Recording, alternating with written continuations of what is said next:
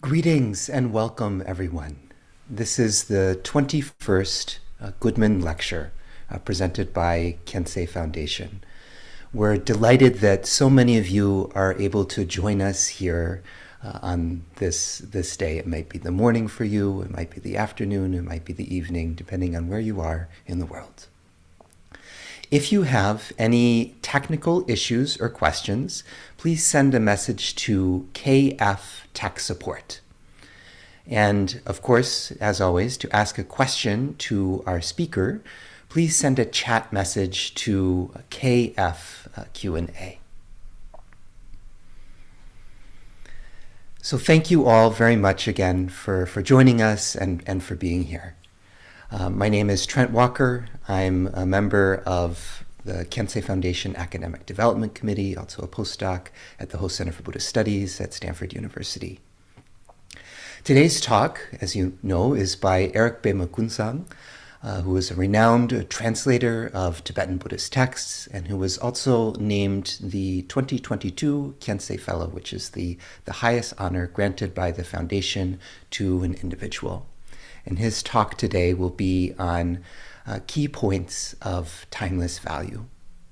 So for those of you who have joined this series before, know that this series, the Goodman Lectures, is organized in honor and memory of Professor Stephen Goodman, who, as a longtime advisor and friend of Khyentse Foundation, had an enduring vision of making online talks connected with the foundation and connected to Buddhism and translation and Buddhist studies available freely to all. And so we're trying to continue that spirit with this series. If you're new to Khyentse Foundation or new to the Goodman Lectures, I encourage you to check out the website at www.khyentsefoundation.org. Let me just say a few more words about our distinguished speaker. Erik Pema Kunsang is one of the most prolific and highly regarded translators of Tibetan Buddhist texts.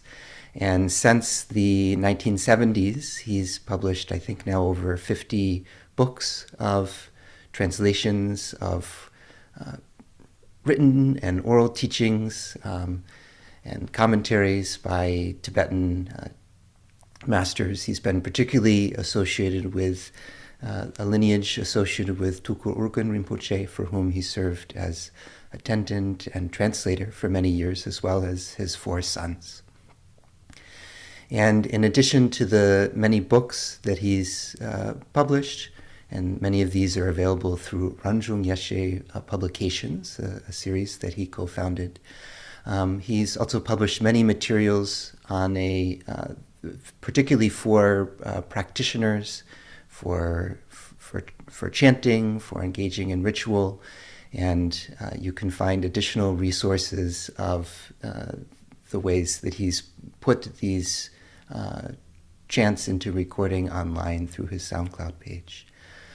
Another incredibly important contribution of our speaker to the study of Buddhism writ large, to the translation of and transmission of Tibetan Buddhist texts to a global audience in particular, is through a dictionary project that began in the 70s, in the time when Erik and other translators were working primarily by hand, and that project was eventually digitized and took life as the Ranjung Yeshe Wiki, and now as the Dharma Dictionary available through Tsedra Foundation. And this is, one of many of Erik's precious gifts to other translators who are working on finding ways to express the Dharma, particularly as it comes down through Tibetan Buddhist masters into felicitous English and other languages. And also in that capacity, Erik serves as an advisor on an editorial level and also a translation level to projects like 84,000, as well as the Khyentse Vision Project. So many, perhaps so many of you here, as well as many who are not able to join us today, have benefited so deeply from Erik's approach to translation and the wisdom with which he's embodied the practice of translation and teaching over the years. So, without further ado, it's my great pleasure to welcome Erik Pema Kunsang to speak with us today on his talk, Key Points of Timeless Value. So thank you very much, Erik.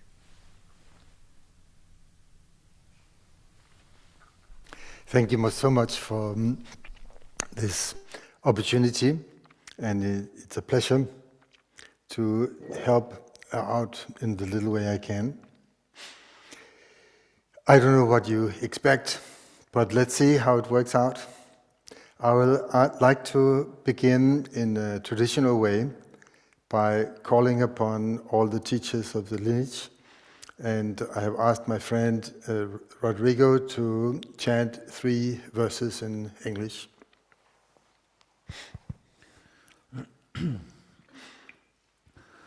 When in the land of Udiana's northwest border, on the pistils of a lotus flower stem, you have reached the marvel of the supreme city, and became known by the name the lotus born, with surrounding circles of many dakinis.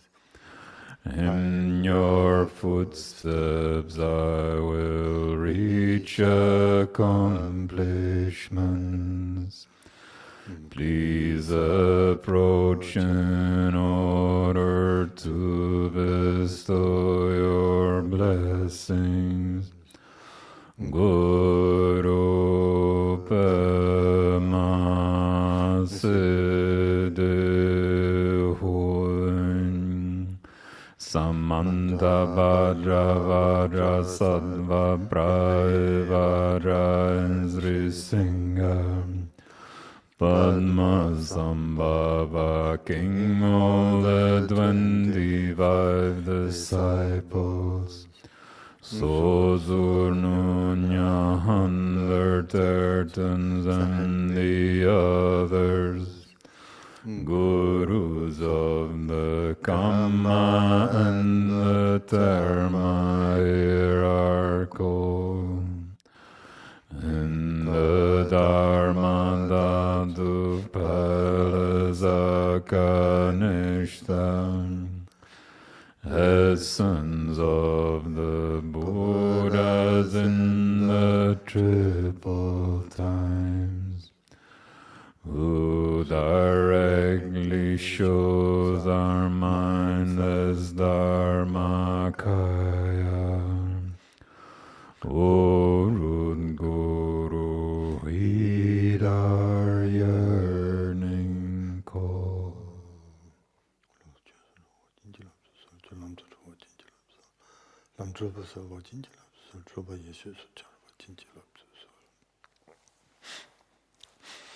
Welcome for this short talk. I will like to share some of what I've learned over the years, and especially what I personally feel helped this mind, meaning myself. And I regard all of you, whether you are professors, academics, whether you are meditators and practitioners, or whether you're just curious, I regard that as making absolutely no difference. In the long run, we are part of the same family. We are human beings, and we share very important things in common, which are, in one level, more important than being called a label, Buddhist or not Buddhist. Really, it doesn't matter in the long run. And over the years, I've been facing the question, are you Buddhist or are you not a Buddhist? And do you study Buddhism or are you a follower of the Buddha? And as the years go by, I become less and less able to give a clear answer. Because what are we really? It's something that triggers my curiosity in one way profoundly. What are we really? What do we call ourselves? And let's say that one thing we have in common here today is that we are interested in finding out not just what the Buddha taught, but what we're doing here in this life. What can make our life meaningful? What can make it worthwhile? How can we make a difference? How can we feel that at the end of this short time we have, that it was worthwhile? Worthwhile. That is the most common denominator, I feel. Let's see how many I recognize here. Quite many. And when the Buddha was asked, what is it really that in the future you will be remembered for teaching? What is your mark of, you can say your trademark, or what is your defining characteristic of what you taught? And he answered that as the time passes and centuries and millennia go by, there will be many variations on my teachings. But there are some principles that you can always use as a guideline to know whether or not the way of explaining or presenting the Dharma, whether it has deviated too far away from my original teachings, or whether it is still on track. And these today are known as the Four Seals. If a way of explaining reality has these four principles, then you can say they are my teaching. They are in harmony with the Buddha Shakyamuni's words. And these four principles, known as the four seals, like stamps of approval of the Dharma, all composite things are impermanent. Self-centered emotions are always painful. All phenomena are devoid of personal identity and are shunyata, and passing beyond self-centered state of mind, passing beyond is called nirvana. That is what we have to hold ourselves to, the way we understand and the way we experience in our way of being, which we call practicing. And that's what I would like to say. This is a response to what do you actually study. And in the past I would mention some text or a topic that a teacher was talking about, and I say, I study that. But these days I say something else. I say, I study reality with the help of this text, or with the help of this teacher. But the topic is the same. It's our basic reality in any given moment. What we are, how it feels to be, how the nature of that being is like. That is what we study and try to become clear about. And from that angle, we are in the same boat, so to speak, on the same team as everybody else, whether they are spiritual or not spiritual, whether they are Buddhist or not Buddhist, whether they are human or some other kind of creature. It really doesn't matter. We have this one thing in common, and that is that we are. Something here is. What is it? What does it mean to be? What does it mean to exist? And how do we become clear about that? That's the main topic of Erik's study. And that is also what I usually talk about. And that's a topic I never get tired of. I don't get... I have already explained this, and I already talked about that. That thought never comes to mind. And that's very refreshing. You can stay at ease and still not run out of fuel at the same time. That's very, very nice. So, talking about the 4 seals, about that whatever we experience, does it last or not? Any intelligent person need to question that, not as an abstract topic, but physical things in our life, real relationships, this body, this mind, the content of this mind, the experiences, the thoughts, the emotion, all of that should be questioned continuously. Does it last? This particular thing, does it last? It's my cup of latte. Does it last? Absolutely not. There's no question about that. And for each of you, whatever you hold in mind at any given moment, the curiosity, does it last, will give an answer that is for real. It does not. That we can feel sure of very quickly. It doesn't take years of study. And you don't have to know Tibetan, Chinese, Sanskrit, Pali, or any of that stuff, whether it is spelled with diacritics or not. You don't have to do that to find out whether anything in your life, whether it lasts or not. You can check that off. Does not last very quickly.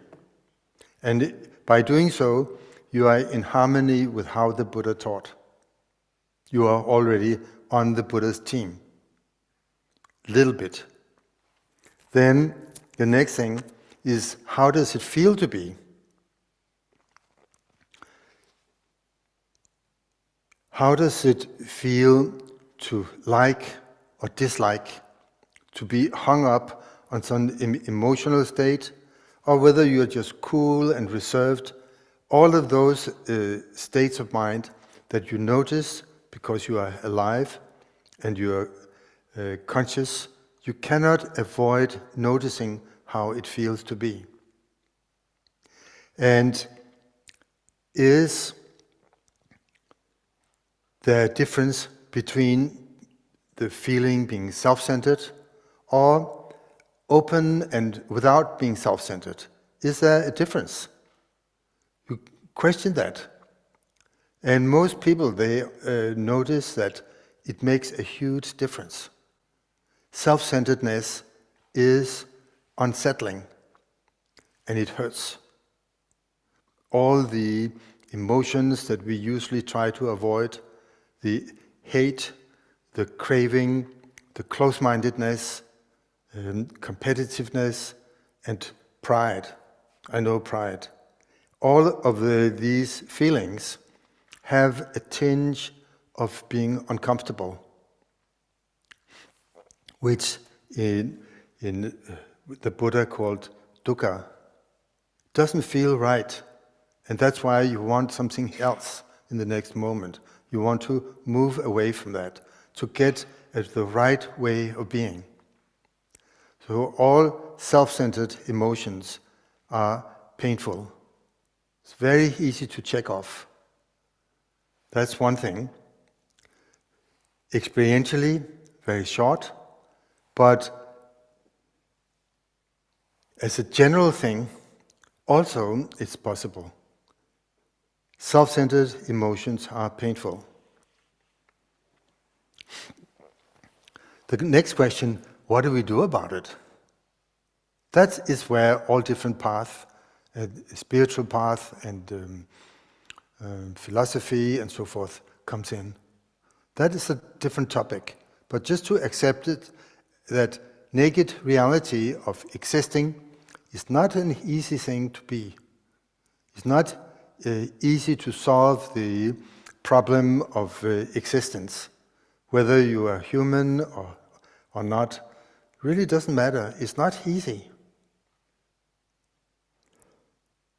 We need to adjust our way of being somehow.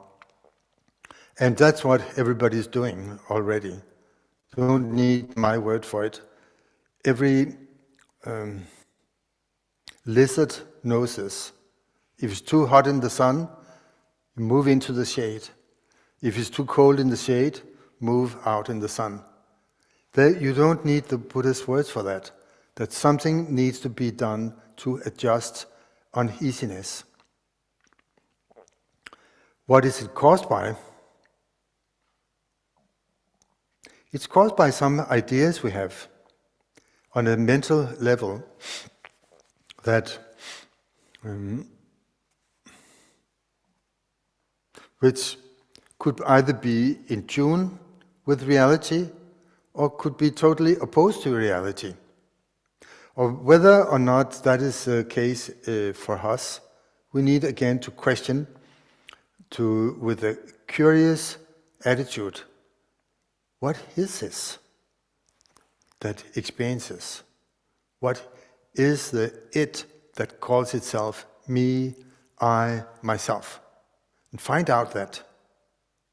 And I've been teaching for many years now, and I ask the question, and the answers I get are usually mixed with the flavor of vagueness, the opposite of certainty, which is strange, because people use the word I, me, myself all the time. How come that we are not clear about what it means? It's our using the word, not somebody else imposed it. So why not know what we are talking about? The most common word, it needs to be questioned, it needs to be found out for real. What do you mean when you say these words? What are you referring to? The body? Or something obscure called mind? Or what? I'm trying to find out, so. And when I, in a moment, stumble and in a moment of being irritable or close-minded, what? And I try to look and find,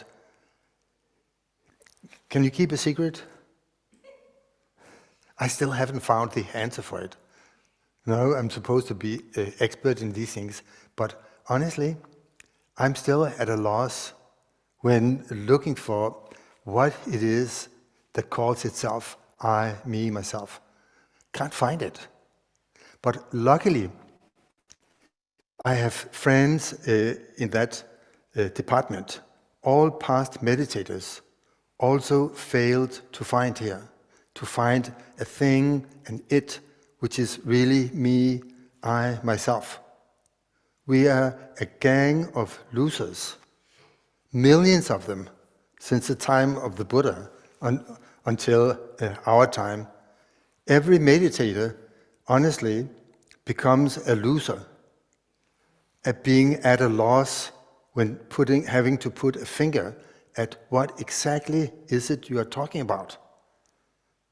That's why when some great bodhisattvas are asked this question, how do you describe reality? Even Manjushri kept silent. He was also on the loser team. Why? Because no words, labels, or descriptions really fit. What we are, our basic reality, is, you need to put a name on it, then we call it undescribable. That's calling it a fancy word. Or nameless, unfindable, centerless, or shunyata. That's the Buddha's word. It's a sacred word. And I'm a little hesitant using the common English translations for it, like emptiness or voidness or withoutness, because it sounds like nothing.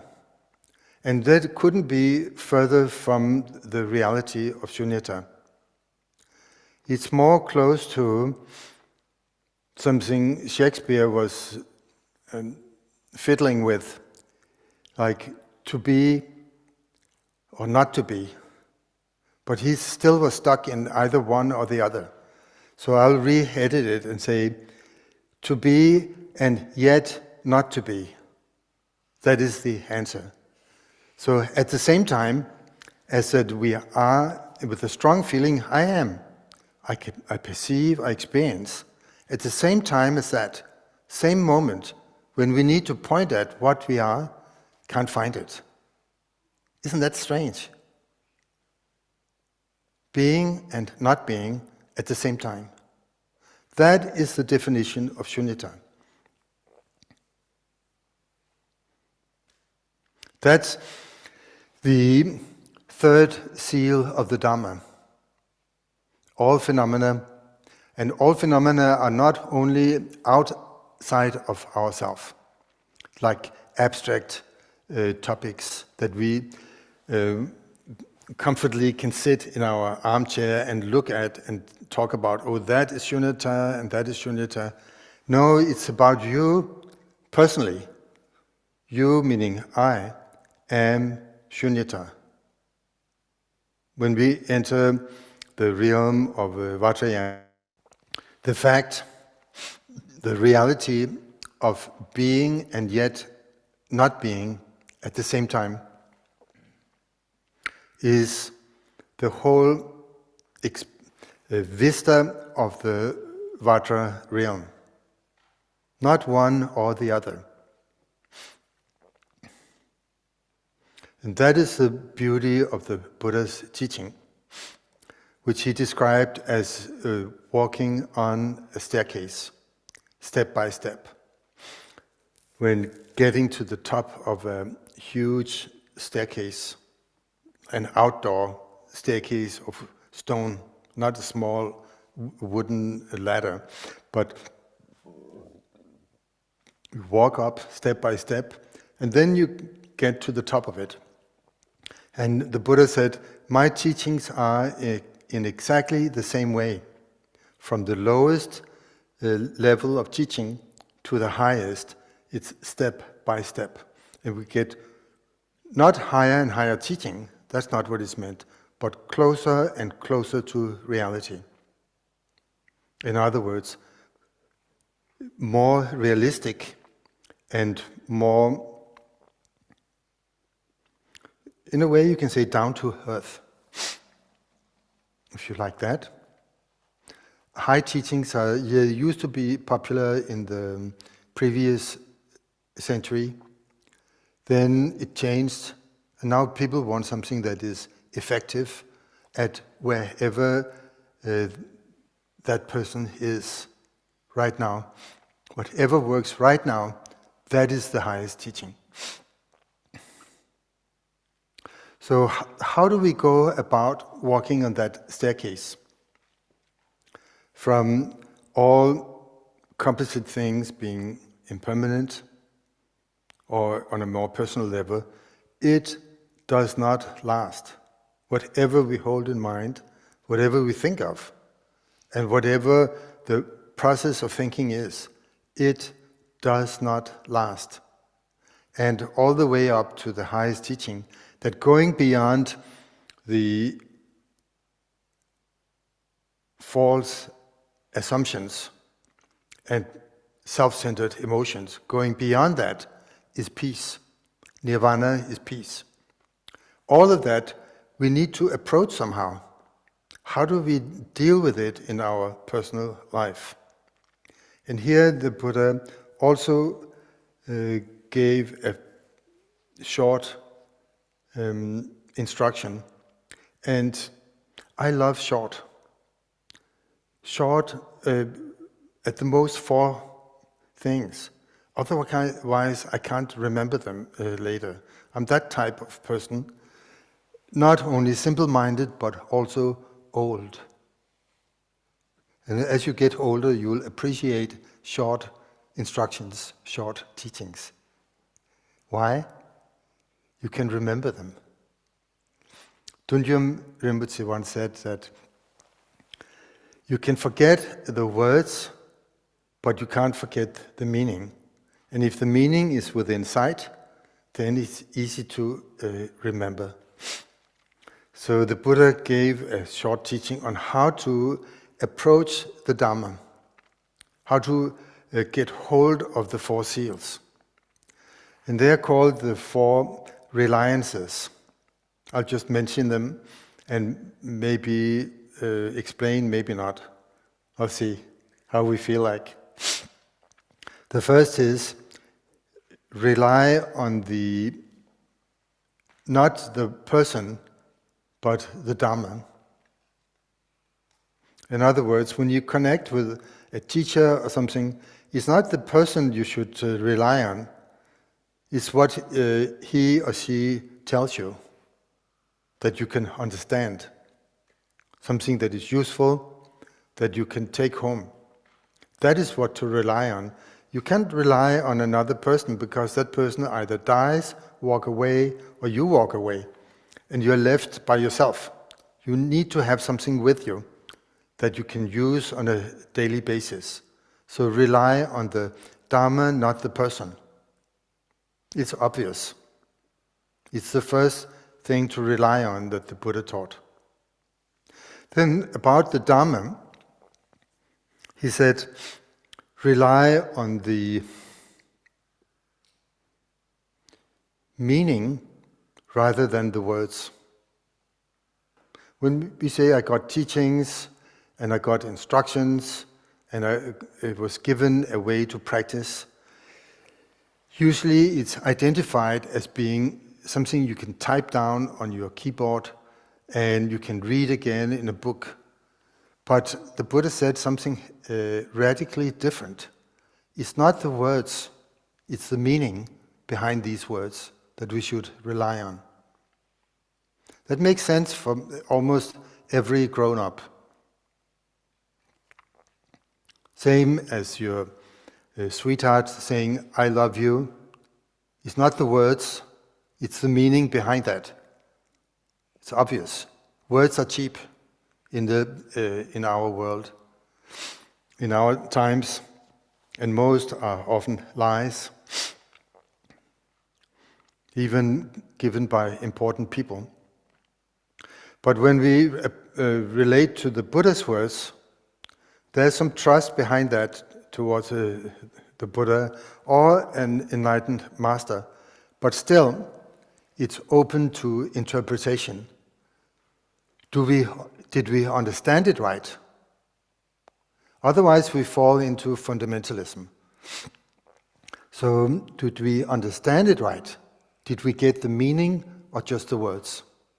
And the Buddha said, rely on the meaning rather than just the words.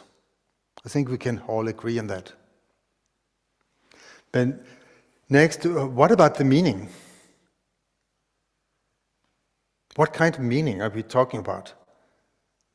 In our meditation daily practice, is it a meaning that if I go and get accustomed to this and really kind of try to get the meaning here under my skin, I will get somewhere in the future?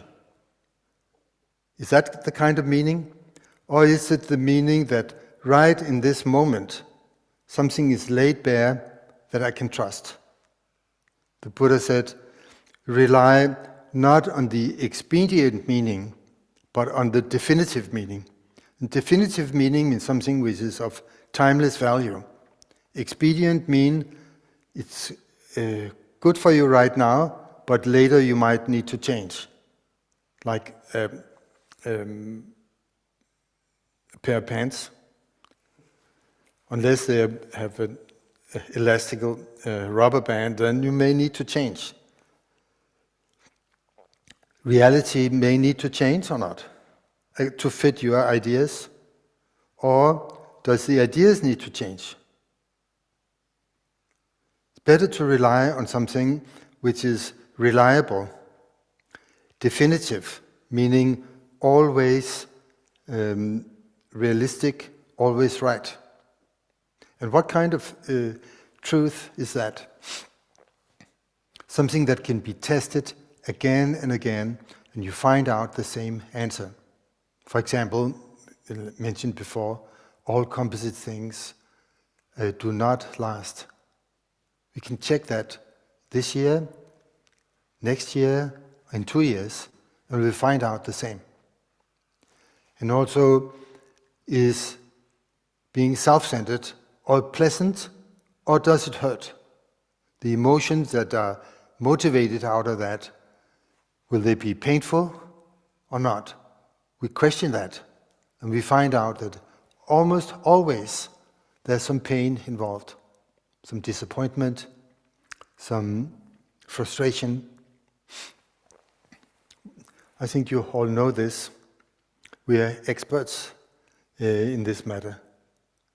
But the third seal of the Dharma, that personal identity or individual identity, which when the mind calls itself I, me, myself, can we find that or not? And the result that we came to last year, or many years ago, this year, next year, is always unfindable, intangible, indescribable. That's a timeless truth. And immediately it takes the stinger, just like a bee stinger, it takes it out of your soul. I'm not afraid of using the word soul. I love soul. It's just a word, no big deal. It takes the stinger out of your most sensitive part, let's say that where it really hurts. When I got wronged, I didn't get what I wanted. What? Stinger is taken out, unfindable. Immediately there's a relief. That is the fourth seal of the Dharma. Passing beyond self-centeredness is peace. Immediate peace. Not peace after a zillion years. We can experience the fourth seal of the Dharma, the Buddha's truth, any time that you look closely. What is it that calls itself I, me, myself? Please do that on a daily basis. It's not a high teaching you get to after 20 years. It's a daily practice. For a few moments, question, what is it? And when the mind looks into itself, it's not looking that way. It's looking where it is, not where it isn't. Not like a scientist who looks at the stars through a telescope and you're looking at something other, far away. That's not how to approach the Buddha's words. You need to let the mind be its own instrument, to let it examine itself. That's real science, not extrovert science. And then there's an immediate result. Isn't it true that in our times people like immediate results? You don't want to wait for years and years until you get to the main point. But it's not your teacher that is dangling the secret teachings away from you and say, first you have to do this, and you have to do that, then you can come to the main point. Not at all. It's our own attitude that makes the essence distant. So what do we need?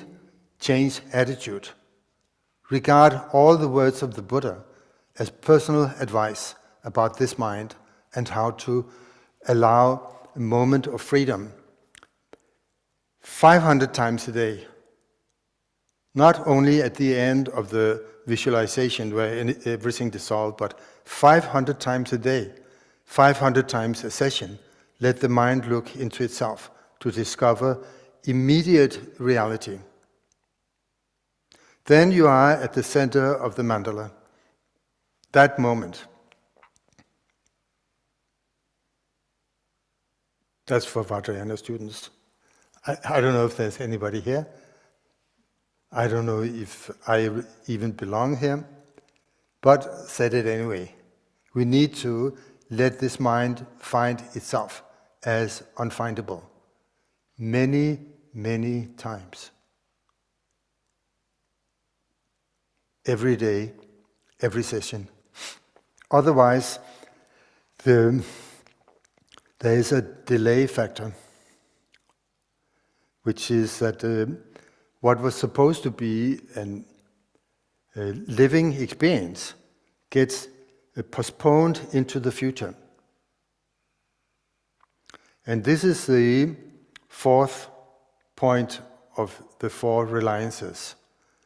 How do we get to the definitive meaning? Using not dualistic way of viewing, of practicing, but allowing a moment of non-duality, which is our basic way of being, which nobody else obscured. We can of course say that past karma prevents it, but it's not like that. We are preventing it every second, distancing ourselves from the immediacy of our reality. So rely not on dualistic mind, rely on timeless wakefulness. That was a little about the general overview of the Buddha's words. Now I'll take a sip of coffee latte with oat milk, not the calf's milk. The milk is not the cow milk. It belonged to the calf, the baby, and it gets taken. And some people say, now you come with the vegan speech. Here it came. Cheers.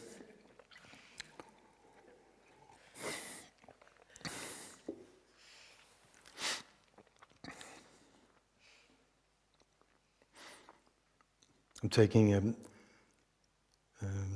30-second break, allowing this mind to maybe look a little at itself, but on the other hand, again, falling short or going in a wrong track, who knows, but I give it a chance one more time.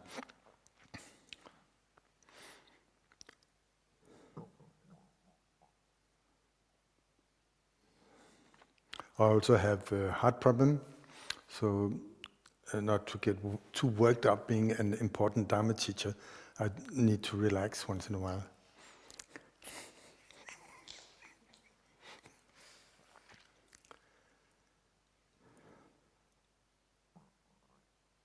All what you heard here are quite fine and true. Possibly it's supported by so many scriptures, and all your different teachers have said the same. That's all fine, but how do I really integrate that on a daily basis? And I found again that just four-line teaching has been really helpful for me in my short life. Just a short four-line teaching is like a more important medicine than heaps of books. These days I can't read much, my eyesight is getting a little worn, but I can remember few things Not many things, but few things. So it's nice to have 4 lines. And my main teacher, Tulku Urgyen Rinpoche, he said very insistently on several occasions that it's more valuable to teach people 4 lines, 4 sentences, than to offer the entire universe full of precious gemstones. And I thought for many years, how can that be? I mean, that is really a lot of diamonds or opals, the whole universe full of diamonds. That must be making the Buddhas more happy than teaching others just 4 lines. It took me years to figure that one out. That actually that is the way Buddhas of the future will appear. When somebody practices, like someone like myself, try to make a timeless truth my own and live by that, then it should counteract the veils, emotional veils, cognitive veils, habit veils, and so forth. And that is how to be free. Not only free of whatever bothers me, but totally free. So whatever helps with that is a way to allow Buddhas of the future to unfold. That is more merit than giving stones. In the end, a diamond is just a stone. But helping future Buddhas is priceless, beyond value. Don't you agree? So let's integrate just 4 sentences that I learned. It was a message from the 16th Karmapa that people of our age should study a sutra called the Samadhiraja-sutra. And I read through the whole thing, and I remember it is deep and precious and all that, but I only remember 4 lines. That's what to do. And I'll try and repeat them now, since my guru told me repeat 4 lines is more valuable. Here it comes.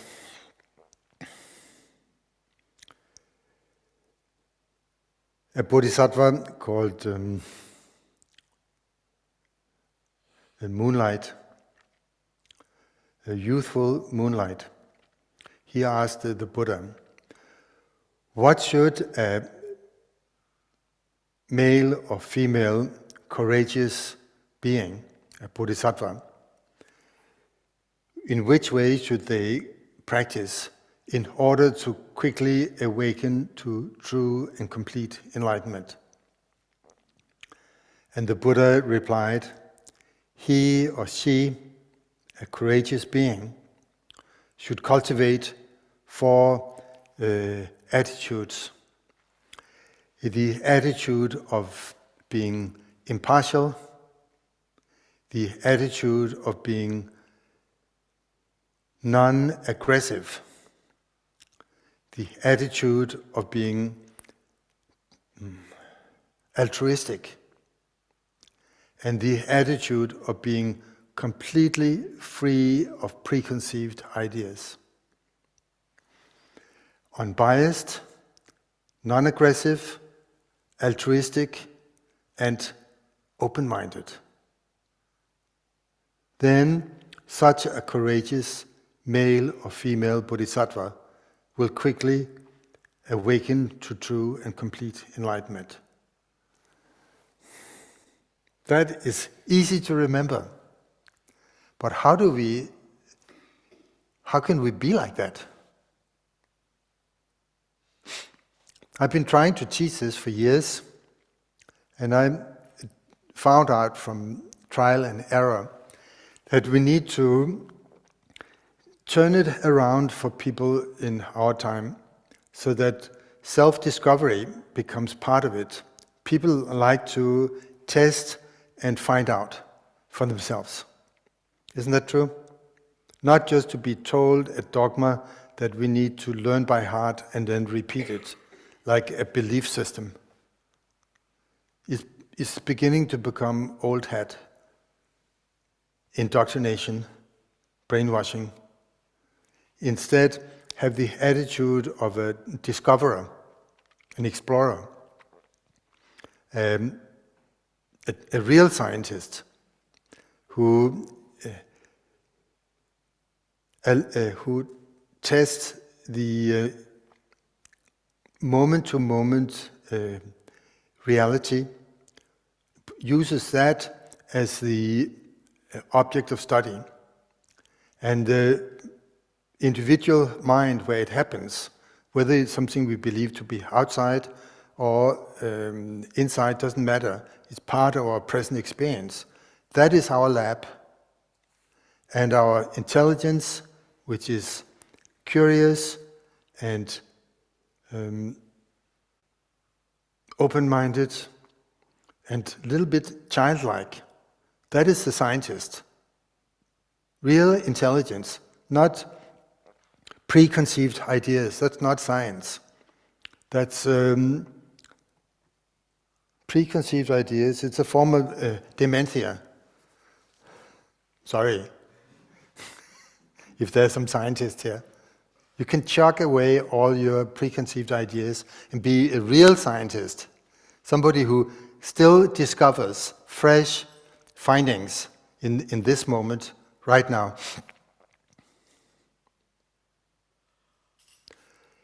And that's one thing.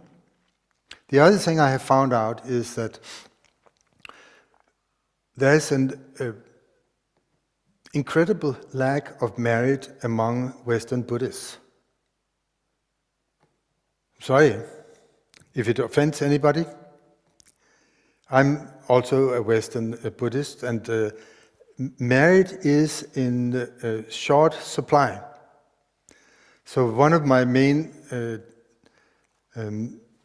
ponderings when I lie awake at night or in the early morning is, how do we allow everyone, this mind, other minds, to create more merit easily and quickly?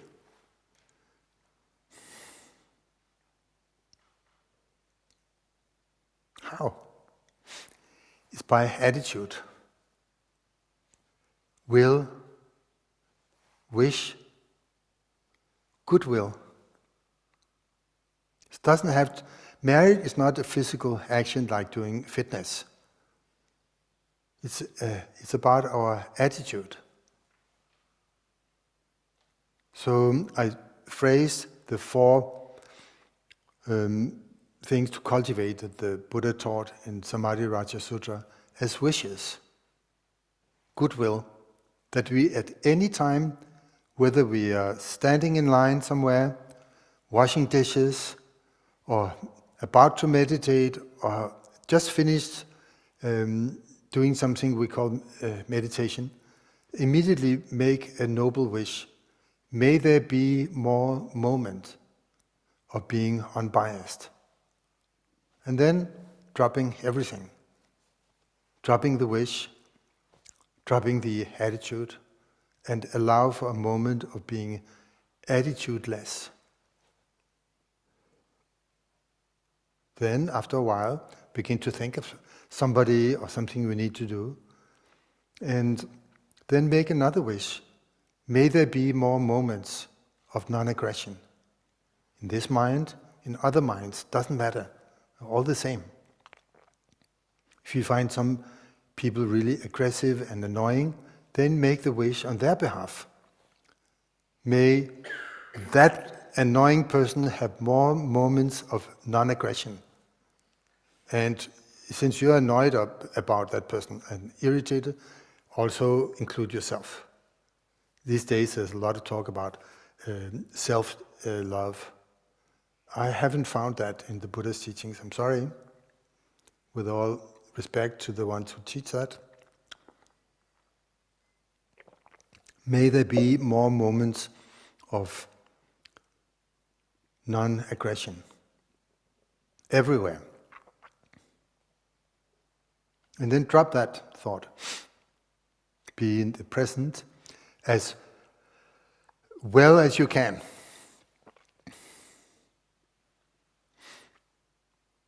Another moment, may there be more moments of being altruistic. Altruistic attitude. I mean, wishing well for everyone. Not only others. Then people come and say, what about me? Why do the love and the benefit always have to go to the others? I'm left behind. Okay, all sentient beings includes you from now on. Otherwise, it doesn't deserve the word all. All means everyone. May there be more moments of being altruistic.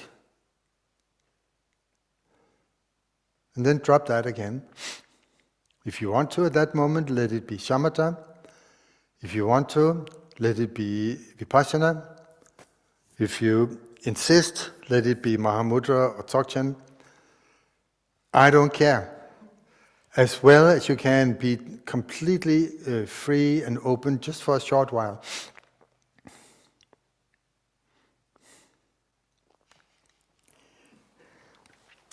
And finally, let there be more moments without preconceived ideas. That's another word for shunyata, of completely open mind. May there be more moments like that in anyone, in everyone. And that, the Buddha said, is the way to train in so that a courageous you, male or female bodhisattva, will quickly awaken to true and complete enlightenment. It creates merit, and the fourth of the four principles, I call them the four flowers, because the Buddha used the word cultivate. Like we cultivate our garden and cultivate flowers. I find these four wishes and four attitude the most beautiful of dualistic mind. It's the inroad to bodhicitta. If you are already a bodhisattva, it expands it. You can expand your heart so you can grow a beautiful, huge, cosmic bodhisattva heart. No matter what you're doing in life, no matter where you are, whether you're beautiful or ugly, doesn't matter. You still have a chance. Anytime. If you're in the middle of committing a crime and you make the wish, then it becomes beautiful. You become a beautiful criminal from inside. If you're in the middle of doing something already wonderful, helping, then it becomes even more beautiful. Especially the fourth one.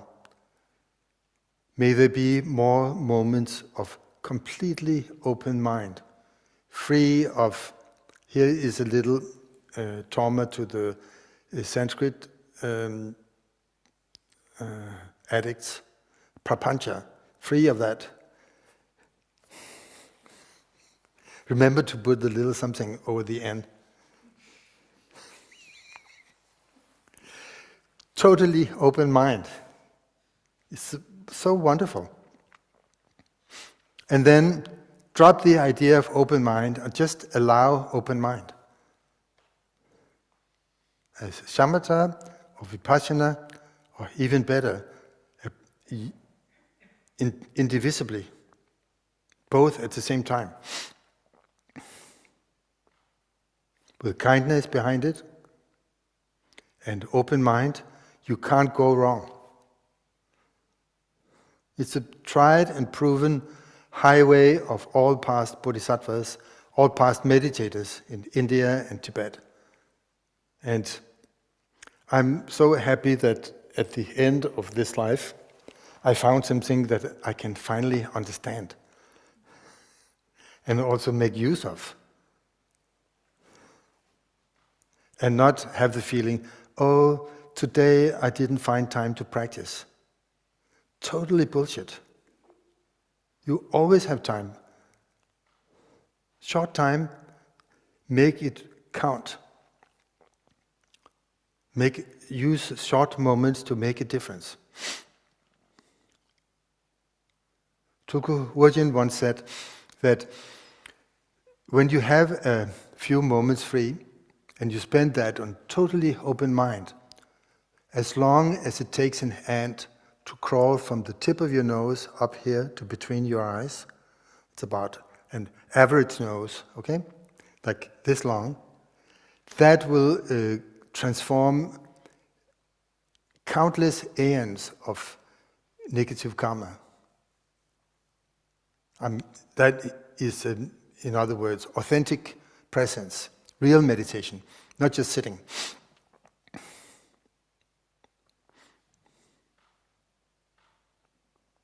And we can always find an ant to crawl this far. What it really means is not there's no ant, it's just an example. It's your attention, suspended, free, fresh, unoccupied. Just yourself. In a few moments can make a real difference. That is how to make progress. Even though many of you have gray hair now, and I didn't say it, and I'm not saying it, wrinkles also, you didn't hear it also. We have the signs of this life is soon over. Might as well admit it. So practice in a way that really makes a difference. In a short time, in a few months, a few years that we have left, make it count. May there be more moments of completely open mind. That's what I had to say. You may like it, you may not like it. Never mind. You heard it, I heard it, so at least it benefits one person. And my guru said, teach 4 lines and it will be more helpful than offering the universe full of precious gemstones. So be pleased with this gift or chuck it as you like. I don't care. So now we'll have a short break, 2 minutes, and then if there's any questions, there could be some answers. Maybe, maybe not. Let's see. Thank you very, very much. So as Erik has just mentioned, we'll have a couple minute break now. So Erik, if you need to take a rest, this is a welcome time. And for those of you who are here and who would like to ask a question to Erik, this is a great time for you to use the chat feature to ask your question to Erik Pema Kunsang. And the way to do this is, as I explained before, is to send the message to KFQ&A, and then I'll be able to relay selected messages to our speaker. So if you have a question or just something you're wondering about, there's an opportunity to be able to ask it to him. So Erik is back with us now, and while he's getting set up, I just want to take this moment to thank him again for such a lucid and accessible talk, and for making clear these 3 powerful sets of 4s, of the 4 dharma seals, of the 4 reliances, and finally this set of 4 wishes or aspirations or attitudes from the Samadhiraja-sutra, or what Erik has called these 4 flowers. And so we'll now have a chance I'll pose some of the questions you all have asked in the chat directly for Erik to respond to. We'll take about 25 minutes to a half hour for this, so our event will run a little bit longer than usually. So please, again, forgive us in advance. So the first question that I'll begin with here is that and I'm combining several of your questions, a number of people have asked about the difference between this first and 4th wish or attitude from the Samadhiraja-sutra. In other words, what's the difference between an unbiased mind and what you have called, in some cases, a completely open mind, or one that's free from preconceived ideas? What's the difference between those 2 attitudes?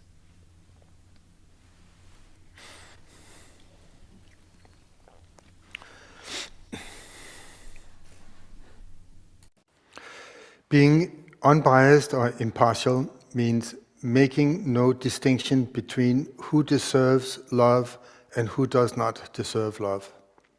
That's unbiased. But totally open mind means holding no idea or opinion in mind whatsoever, whether something exists there, something exists here, something exists in between, dropping all ideas. Total shunyata. The first is just to be impartial. Like if a mom or dad have many children, you don't favorize 1 or 2 of them, but you give equal love to all. Whereas totally open mind is to train in being like wide open space, open sky. Thank you.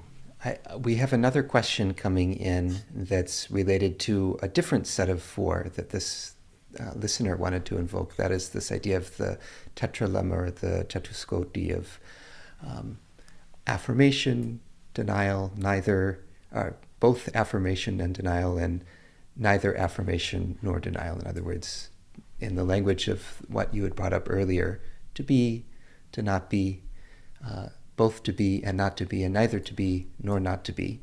And the question that this listener is asking is, isn't this formulation to be and yet not to be also one of these 4 positions to be avoided? How does it help us better get at the notion of shunyata?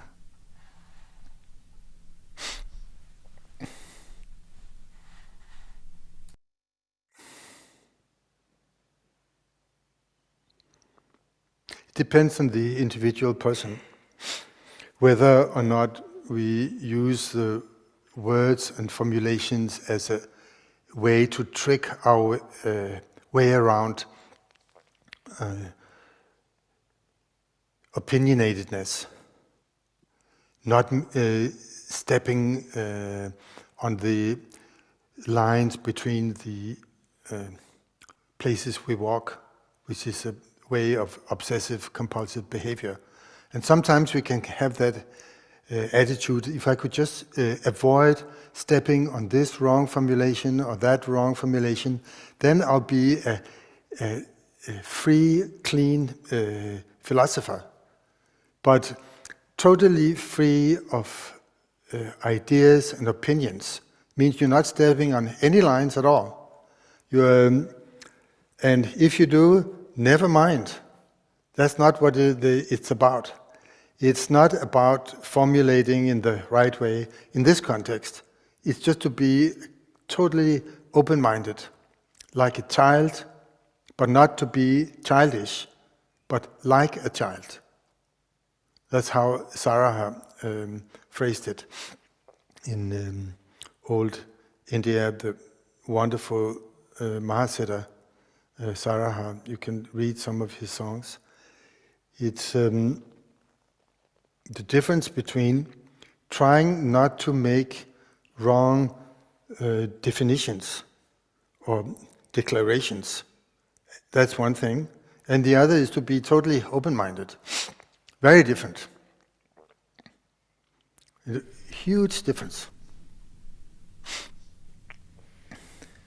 On that point, a number of people have asked around this question of how to be completely open-minded in daily life. Another person framed it as how to be less self-centered in daily life. You need to apply a method, apply it, and then let go of it. And in the moment after letting go, then just remain as authentic and real as you can for as long as that lasts, and then start afresh. Don't try to walk around being open-minded, like continuously. It becomes fake. It becomes an act. It's better to just drop it and start afresh. And in that connection with regards to looking at the mind afresh, one listener has asked around, what's the value of looking at or for mind, especially in the context of working with addiction? I don't think we need to mix those things together. Depends on, of course, what kind of addiction it is. But let's say substance abuse or addiction to violence, addiction to hate, that's also an addiction. That requires a different type of methods than being training in being open-minded, open-minded presence. It's a different method. Shouldn't mix those together. The addiction to violence and substance abuse, that requires mainly kindness and bringing the attention back to the presence, to the present moment, awareness practice. That's most beneficial for that. Then after that, then train in kindness and compassion, and then after that, train in open-mindedness. Don't start with substance abuse and mixing that with open-minded. It's not a good combination. You need, as I said, you need merit, you need kindness, well-wishing. Very, very important. Another listener has written in with a question about perhaps a different kind of negative state or pattern of experience. And this listener has written, I don't find a self or an essence, but still I suffer. I don't clearly see progress on the way. Should I just follow? What to do with boredom and hopelessness? Those are two different situations. Finding that there's no self is not a permanent realization. It's a moment, and then it's forgotten. And then the idea of self reasserts itself. There is no ego or self, but the idea that there is comes back. And that could be questioned again. Just because we figure it out once doesn't mean that we are free. There's a huge difference between the theory of understanding how it is and then being that way continuously. Huge difference. Don't need to confuse those two. Otherwise we become pseudo-bodhisattvas. You know that word? A pseudo-bodhisattva. Can you explain more what you mean by a pseudo-bodhisattva? Make-believe. Getting the idea of universal compassion and shunyata, getting the idea of that, and then dipping that in as a dye into paint, and then painting your world, painting yourself with the idea-ness of bodhicitta and shunyata. That doesn't make shunyata and you, a bodhisattva, is just you with a coat of paint, with your world with a coat of paint, which says shunyata. It makes it fake and is unnecessary to train that way. It's just a lot of work and ending up with a mess. Better to train in being for real, short while, even 5 seconds, and then starting afresh, not holding it or giving your reality a coat of paint. How do we know when we're doing it for real and when we're putting a coat of paint on reality? You know that. You just need to be not shut down your intelligence. Like, what's happening now? What am I doing? Stop up. Don't be so busy. The path of enlightenment is not a rush job that has to be finished before 3 o'clock. Just take it easy. Allow some space between what you're doing and the next task. We end up as stressed bodhisattvas and need counseling. On that note, a number of people have also written in about this question of merit. So one simple question, and then I'll get to a second question about it afterwards. The simple question is, what is the merit of translating Buddhist texts? That is not sure. Depends on the attitude of the translator and the attitude of the reader, the attitude of the publisher.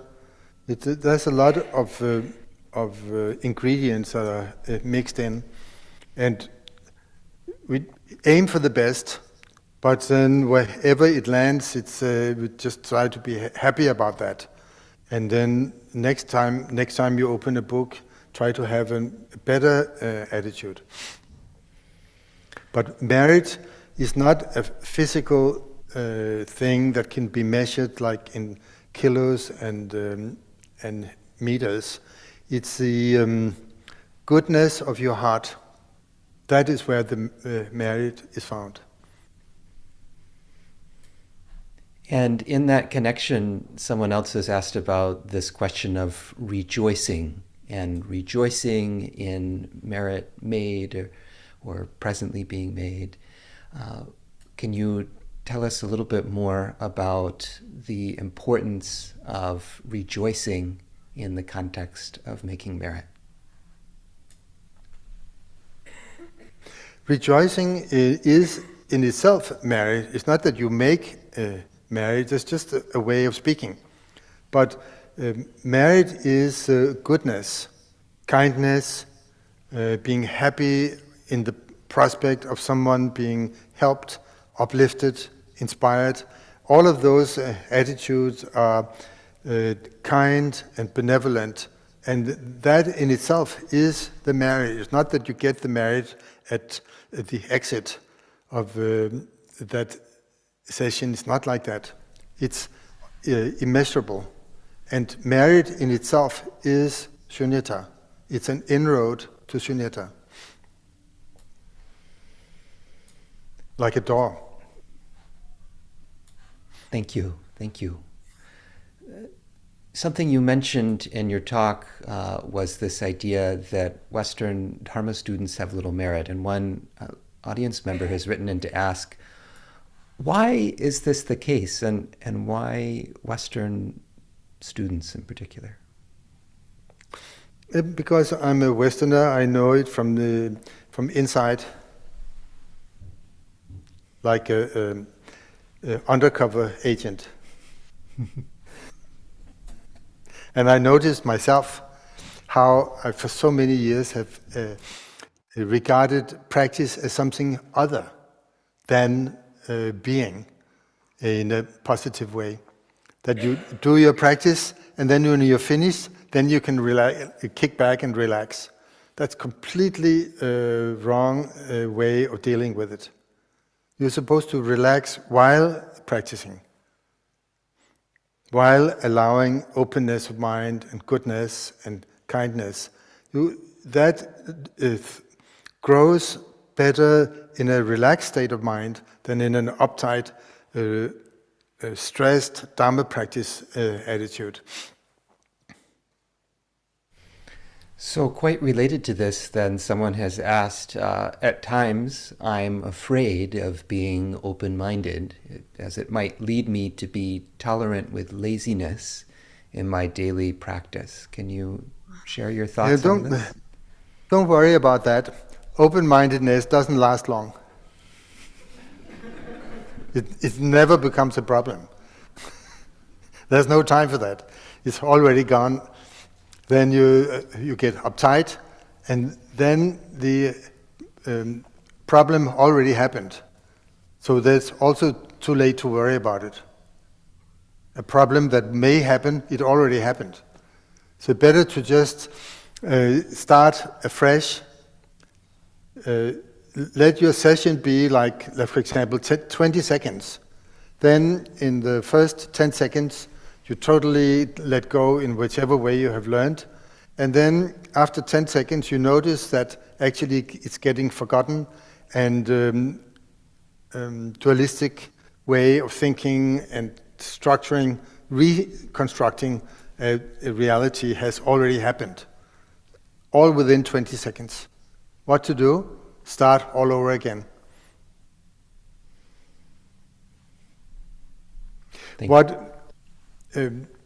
If I may generalize, what often happens is that when I say Western Dharma practitioners, just forget that.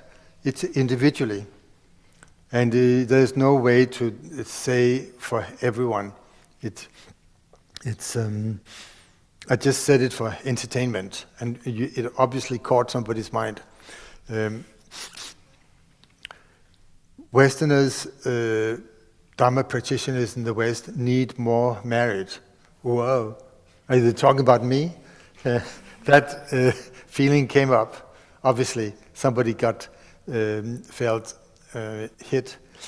And it's talking about dualistic mind needs more marriage by allowing for the opposite of self-centered emotion, which is kindness and compassion, and allowing for the opposite of the basis for self-centered emotion, which is open-mindedness, the opposite of ignorance.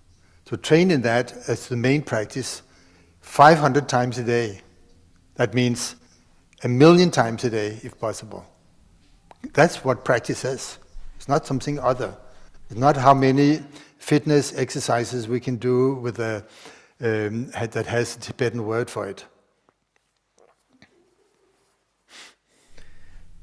In this connection, someone's asked, they wrote, I find that I have the tendency to chase open-mindedness. Is this a problem? How can I reduce this tendency? It's not a problem. And you reduce it by chasing it, and then when you find open-mindedness, then hold on to it as to dear life and don't let go.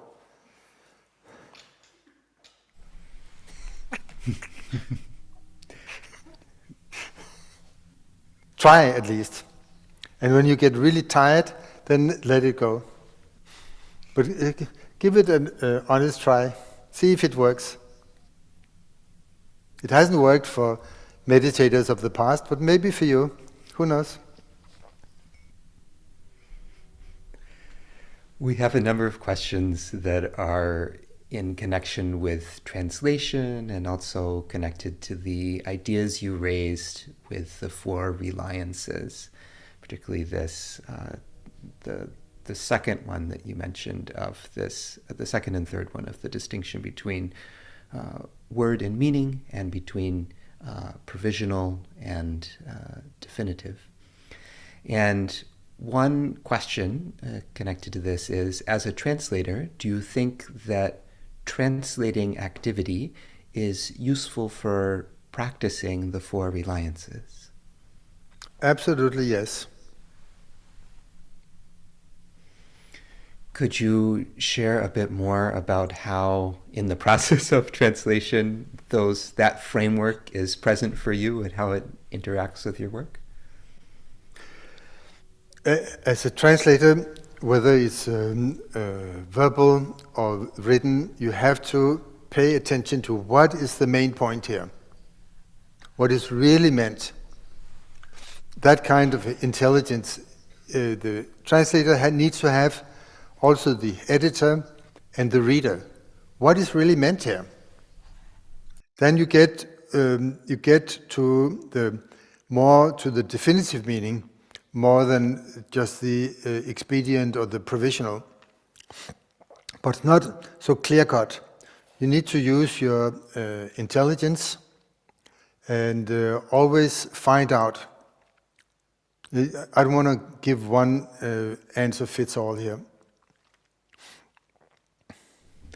Something that we've been thinking about a fair bit at Khyentse Foundation recently has been the role of dictionary work in the support of Buddhist studies, in addition to your many long years of oral interpreting, as well as translating oral and written teachings in book and printed form.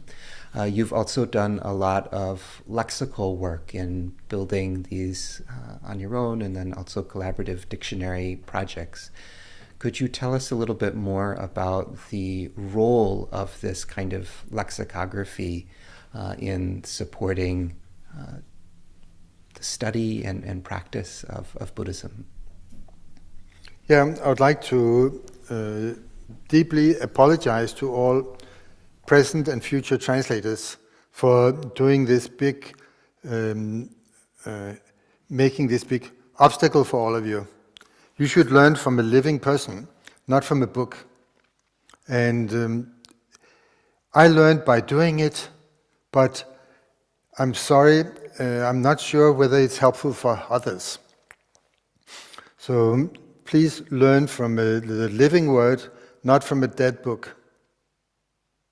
And especially when you do work that you are getting paid for, don't rely on the dictionary suggestion. You need to ask a living person, what is the meaning right here? And then translate according to that. Then you can use a dictionary to find nuances or synonyms, but secondary, not primary source of understanding. That's really important, so please remember this. Don't fool yourself with dictionaries.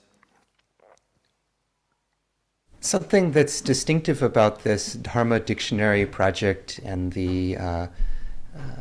its predecessor is that, at least I see it as a kind of collaborative project. So there's a way in which it's very much living, and it's produced by people who are connected to living traditions of teaching and scholarship.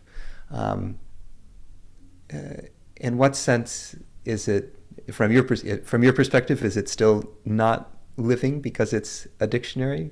How do you view that?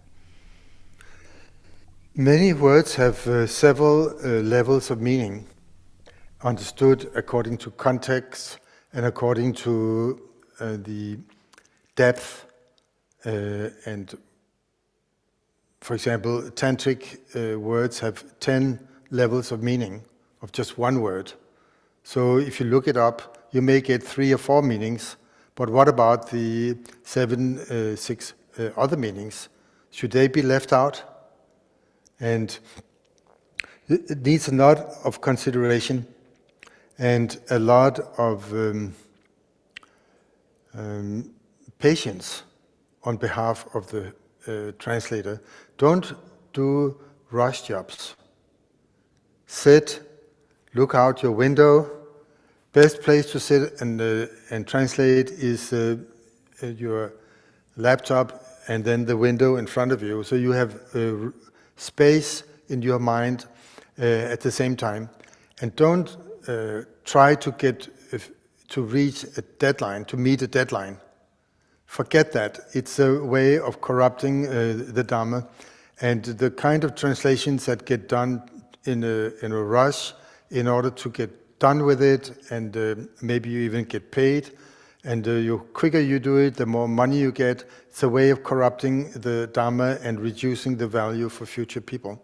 So in short, take it easy and be nice at the same time. Be kind.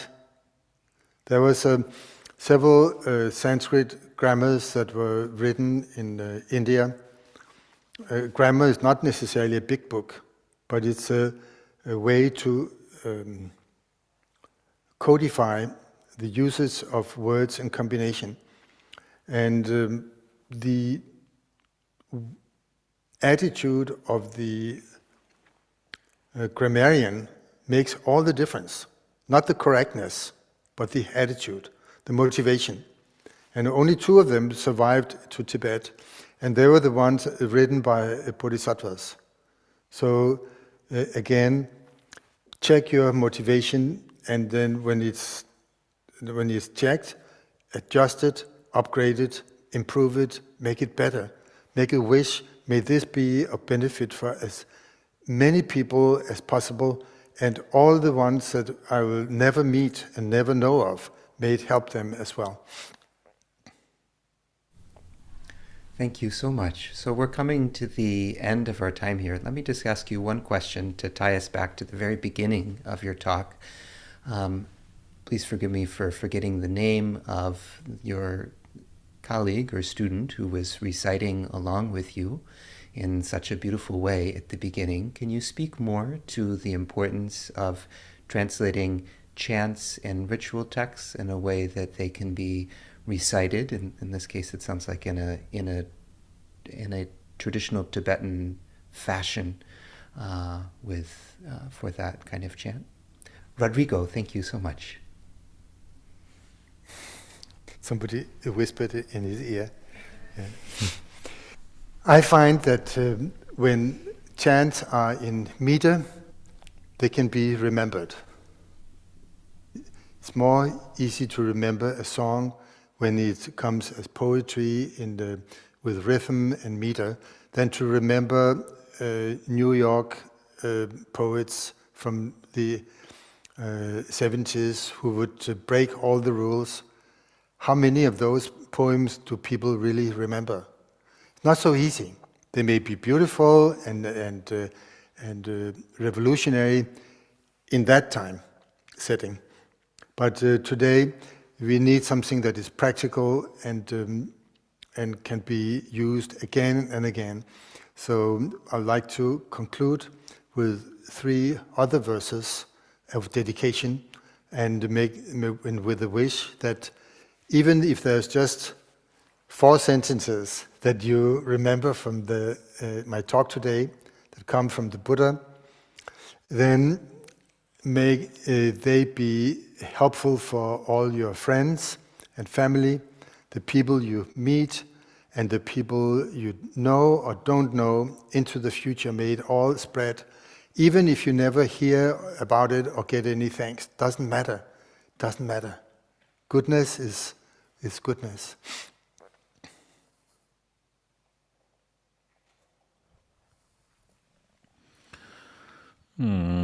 Sight, sounds, knowing, Deva, mantra, dharma, kaya, ram.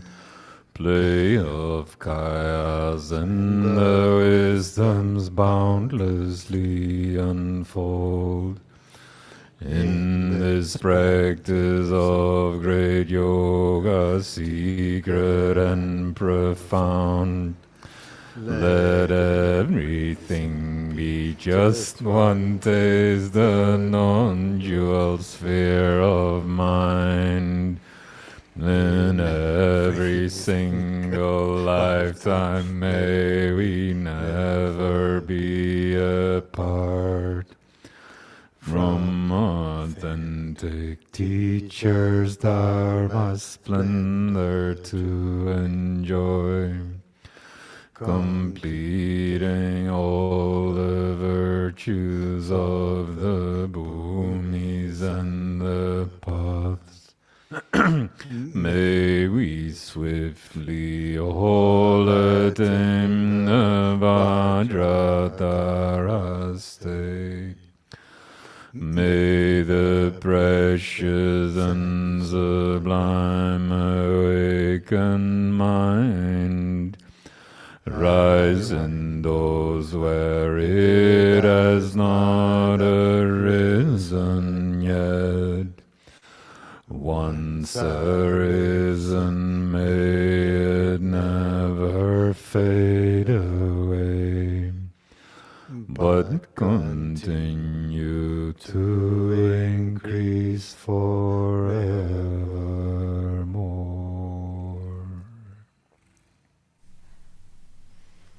Of those 3 verses, the first one was by a great master called Thadak Lingpa, and he uttered those 4 lines. Then he put his what he held in his hand down on the table, placed them on his knees, and passed away. So they're considered having incredible blessing, because right after he sat in unbroken samadhi for a long time. We in our life will have many disturbances, and don't be annoyed about that. And don't wish, if I could have no disturbances, then I would be free. That is incorrect way of thinking. It is to be unswayed by disturbances that is freedom. You can never be without disturbances. Just like the tractor driving by outside. It may be seen as an interruption, but actually it isn't. Our goodwill and our sprouts of bodhicitta can remain undamaged, whether it's difficult or whether it's easy in life. It makes no difference. Then the second verse was from a yogi meditator in the Kagyu tradition called Penkawa Jampal Sangpo. He stayed in retreat on an island on a big lake, and just after writing this down, then he went out of retreat. It was his last day. He wrote this beautiful wish: in every single lifetime, may I never be apart from authentic teachers, dharma's splendor to enjoy, completing all the virtues of the bhumis and the path. May we swiftly all achieve the Vajradhara state. It's a very profound Mahamudra aspiration. And the last 4 lines were by the Bodhisattva Shantideva. That condenses the entire way of a Bodhisattva into 4 lines. Thank you very much. It has been a joy and a pleasure, and I wish you all the best. Thank you so very much, Erik Pema Kunsang, for this wonderful opportunity to learn from you. And thank you, all of you in the audience, for sharing your questions and also your words of appreciation for Erik.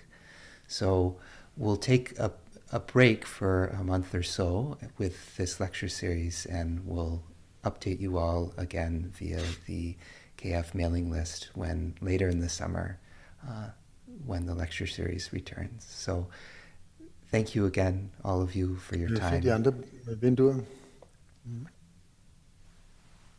And all best wishes to you all. Thank you.